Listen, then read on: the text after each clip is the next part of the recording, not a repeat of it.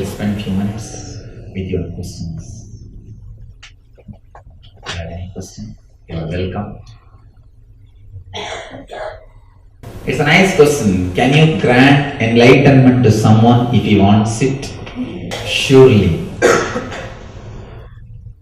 Anybody who wants surely can have. Not only I can grant, when you intensely want, simply without even me, the existence can grant you. The very existence can grant you. When you want intensely, simply the existence can grant you. There is no need for even me to be in the middle between you and the existence. When somebody wants intensely, simply the existence grants. Somebody asks Buddha, you know enlightenment is a great experience and bliss. Why don't you grant it for everybody? Buddha asks, please find out how many really wants it. Please go around and find out how many really wants it. And even if we want enlightenment as one more showcase, one more piece in our house. We are not ready to work for it. We are not ready to undergo the transformation which enlightenment will bring. I have seen many people, when they come and live around me, when they see my joy and ecstasy and the way in which I am living, radiating, they start asking me, Swamiji, why don't you give us enlightenment? We need to understand one more thing. Along with enlightenment comes a tremendous responsibility of compassion. A person who is enlightened, don't think he will be the authority of the world. He cannot even think of doing anything. Simply, he will become an instrument in the hands of the God. People ask me, Swamiji, whatever you think comes true, how is it? I tell them, no. Never think that whatever I am thinking is coming true. Just, I can't even think. I have no freedom. Simply the divine thinks through me. I don't even have a freedom to raise my hands. If the divine wants, it can be raised. Even that much of freedom, I don't have.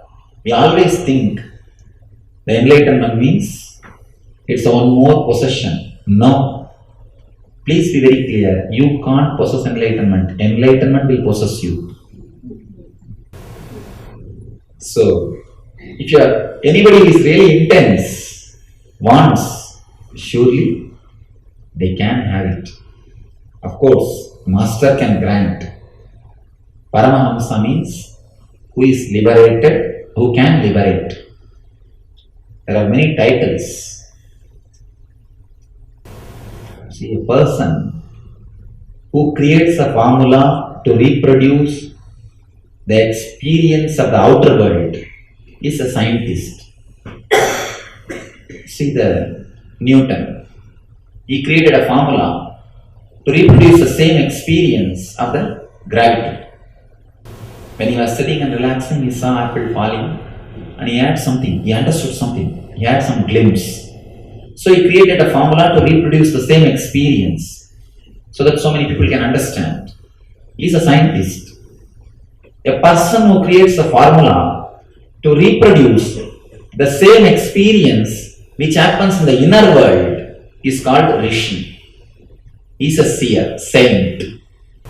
Saint is a person who creates a formula to reproduce the experience which happens in the inner world. That formula only we call as meditation. Meditation is the formula which is created by enlightened person, sage or a saint, to reproduce the same experience which happens in his being, which happened in his being.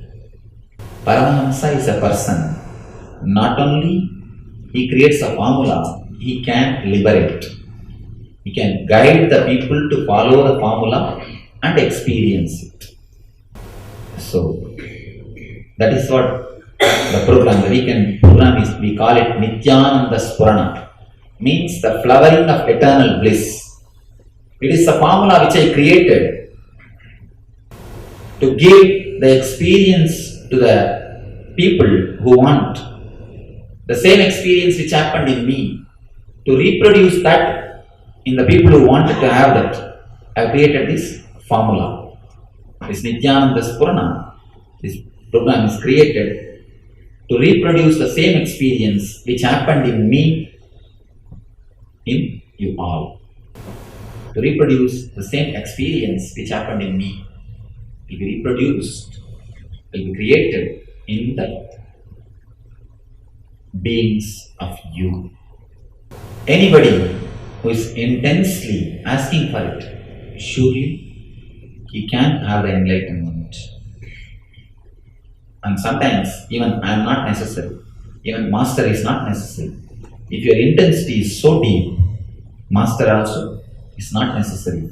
Simply the existence can directly grant you the ultimate experience. The idea ego is an obstacle for enlightenment is only obstacle. If you search deeply, the ego is not there at all. It is our idea that something called ego is there and it is attacking me and affecting me. It's almost like a ghost which is not there, but you start thinking it is there. See, you should understand this one important thing. All negative things has got power. They have got only one power. That power is your faith on them. That's all. All negativities have got only one power. That is your faith on them. That's all.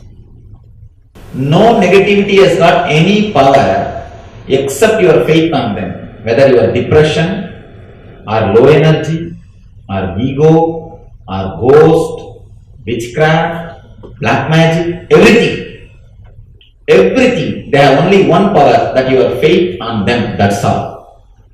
They have no other power. Be very clear. They are like a shadow. The more you run, they will be following you. If you just stop and look into them, what is it? You will realize it is nothing.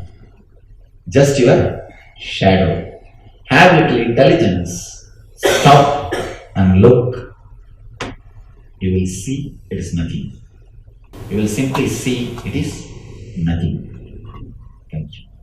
If you are bothered now itself, how it affects my everyday life means you wanted some portion of your everyday life not to be affected, to be remained, to be retained as it is now. Am I right?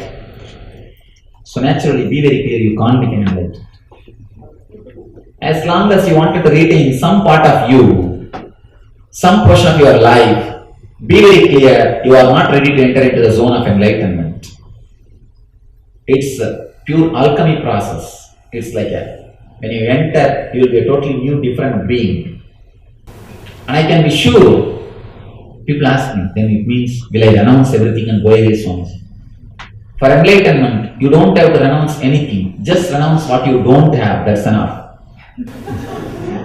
You have so many, you see, there are thousands of things in your life you don't have, but you are living with it. Your fantasies, too many desires, you don't have, but you are living with it. Just renounce what you don't have, that is enough, you can become enlightened.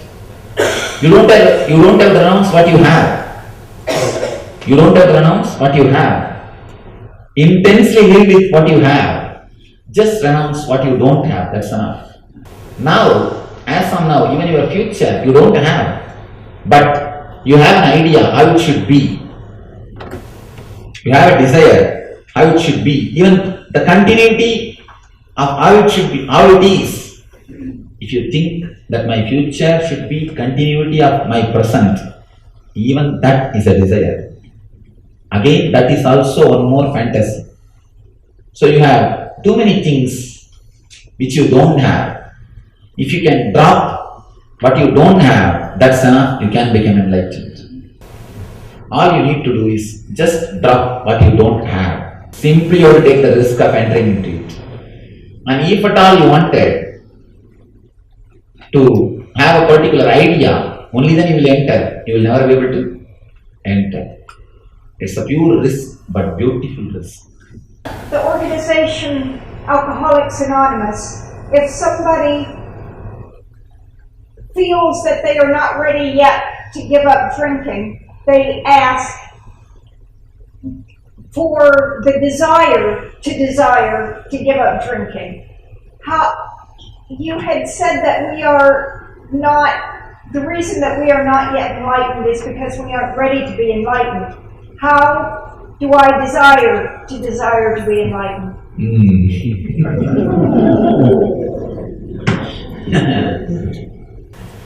Actually, when I say about the desirelessness and the ecstasy of that, people immediately start creating one more desire about desirelessness. All you need to do is understand the ecstasy of desirelessness and start relaxing from the existing desires. Please don't create one more desire for desirelessness. Then you are adding little more load. No. Try to drop from what you have instead of adding little more stuff to the desires. When you understand the experience of the desirelessness, just start, yes, when this is the case, let me relax from what I am having, the desires. Let me start living with what I am having. Instead of living with what you don't have, start living with what you have. So, you cannot create desire for desirelessness. If you create desire for desirelessness, you are creating one more desire. So please be very clear. Just relax from the mind, from the words. You will drop into the silence. Just relax from the desires. You will drop into the desirelessness. Never do the mistake of creating one more desire for desirelessness. Nice question. Is the first step for enlightenment is meditation. We can say this is the first step and last step. When you start meditating, you enter into the space of enlightenment. When you stop meditating, you are enlightened.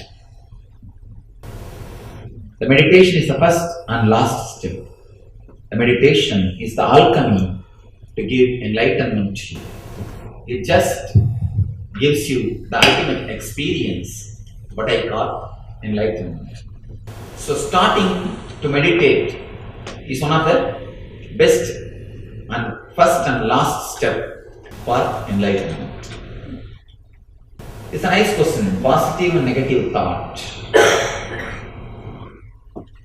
As such, there is nothing called negative thoughts exist in our being.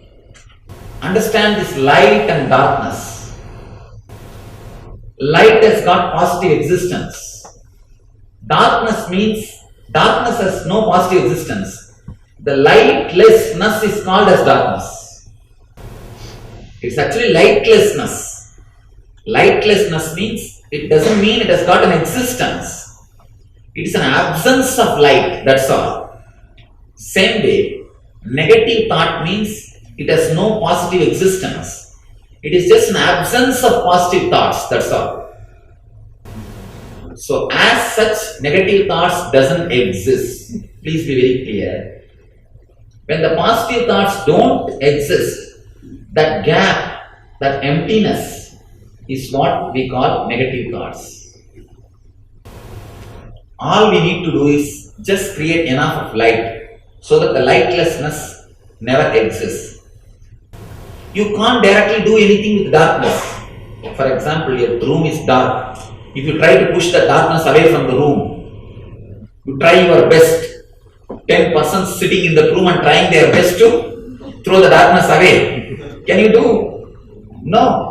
You can't do anything directly with darkness because it doesn't have a positive existence. All you can do is just bring light. Darkness disappears. Same way, you can't remove your negative thinking by fighting with it. The more you fight, you will be creating more negativity. negative thinking, you can't do anything with negative thinking because there's no positive existence. You can't try to push. If you try to suppress your negative thinking, control your negative thinking, please be very clear. You are doing the same thing which you are doing when you try to push the darkness away from a room. When you try to throw darkness away from a room, what foolish thing we are doing? We are doing the same thing when we are trying to suppress or remove negativity from our being. So all you can do is just bring light. All you can do is just bring positive energy, positive thoughts. Simply the negativity will disappear. Negative energy will disappear. As darkness disappears, the negativity will disappear. To remove the darkness, bring the light. To remove the negativity, bring enlightenment. That's all. In America, people have a difficulty in stilling the mind for meditation. What will you tell them? You should be aware of one thing. Please be very clear. Not only in America, all over the world, wherever people have mind, they have difficulty in stilling their mind. We should not think only in America. Wherever people have mind, they have difficulty in stilling their mind. The mind means which oscillates. The very word mind means which oscillates. Somebody came and told me, Swamiji, I have too much of trouble from my wife. I told him, if she doesn't give troubles, how can you call her as a wife? The very word wife means some trouble.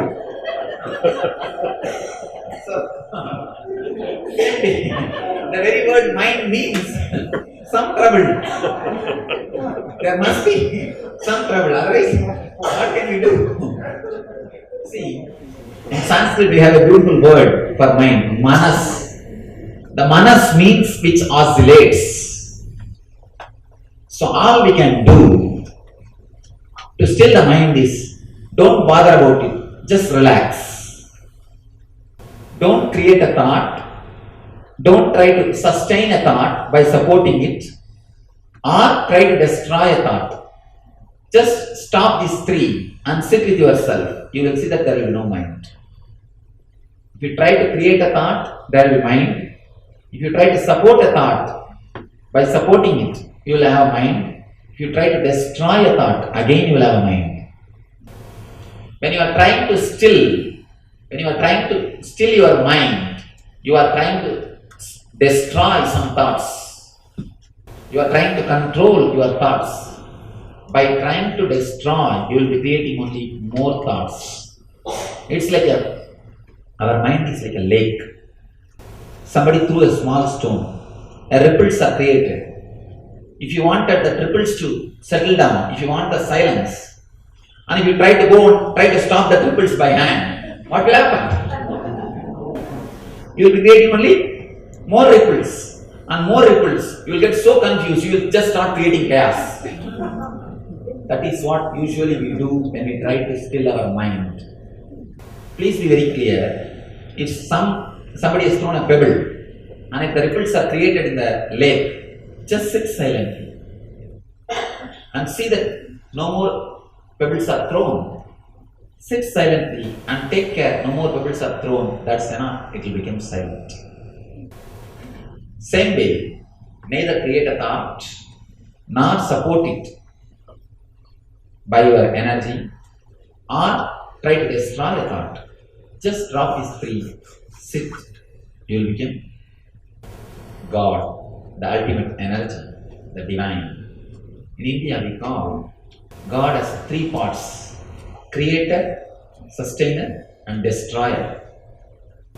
When you don't do these three things, you enter into the God consciousness.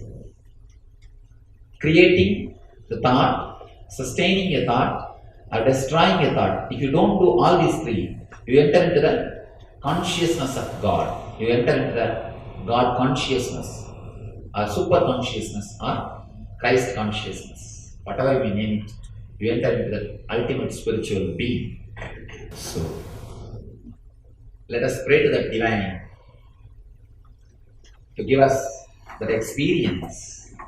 And try once in a while, when you are alone in your house, try to make some time for yourself. Try to make one appointment with yourself. See, we give appointment to everybody. We don't give appointment to ourselves. Please give appointment to yourself and have little time for yourself and sit with yourself without creating any thought, maintaining any thought, or destroying any thoughts. Just sit with yourself. You will see you are sitting with God. When you sit with yourself, you will be sitting with God. So, I pray to the ultimate divine energy, God, to give us all that same experience of unity with Him, with the God consciousness, letting lead us all from words to silence, eternal bliss, Nityananda. Thank you.